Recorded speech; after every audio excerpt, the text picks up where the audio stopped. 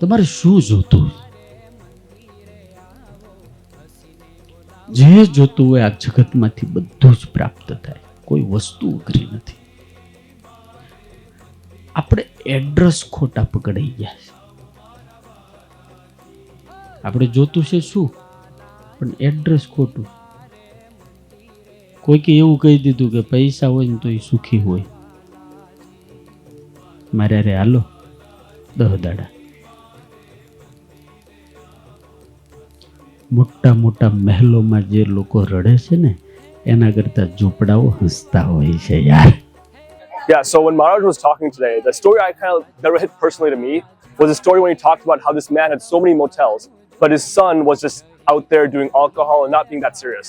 And I personally think that story hits personally to me because I'm a young man and my future ambitions should not just be about money, but they should also be about my life values and cultural and what I'm going to do with my family. I think that was the message I really took from his presentation today.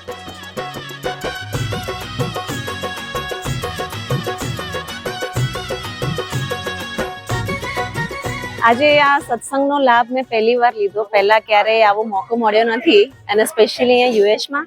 પણ આજે સાંભળ્યા પછી એવું લાગે છે કે આ લાભ વારંવાર લેવો જોઈએ, કારણ કે આનાથી મેં તો શીખ લીધી જ, પણ મારા બાળકોને પણ નવું શીખવા મળ્યું. એ લોકો પૂછે કે આ શું બોલ્યા સ્વામી, તો એને ટ્રાન્સલેટ કરતા કરતા મને બી એવું લાગ્યું કે ના, છોકરાઓ માટે આ એક ખરેખર સારી જગ્યા છે કે જેનો આપણે વારંવાર લાભ લેવો જોઈએ.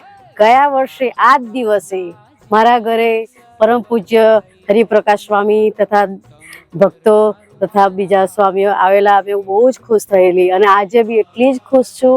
અને જે અમને સ્વામીએ જે અમને સભામાં કીધું એ મારા હૃદયને એટલું સ્પર્શી ગયું છે, ના પૂછો વાત.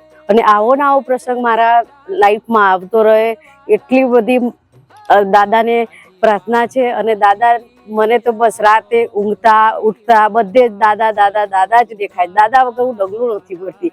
દાદાને તો હું દાદા નહીં પણ દાદુ કહીને બોલાવું છું. એ તમે ખબર નથી અત્યારે હું શું બોલી રહી છું. દાદા વગર મારું કંઈ જ નથી. એક બાજુ દાદા, એક બાજુ આખી મારી સૃષ્ટિ છે.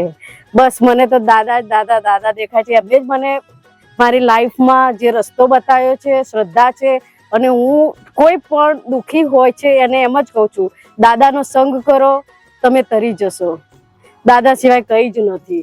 અને જે અમને જે ગુરુજી મળ્યા છે ગયા વર્ષે આ જ દિવસે ગુરુ પૂર્ણિમા હતી અને આજે એ જ દિવસ છે અને હું આ દિવસની રાહ જોઈ રહી હતી.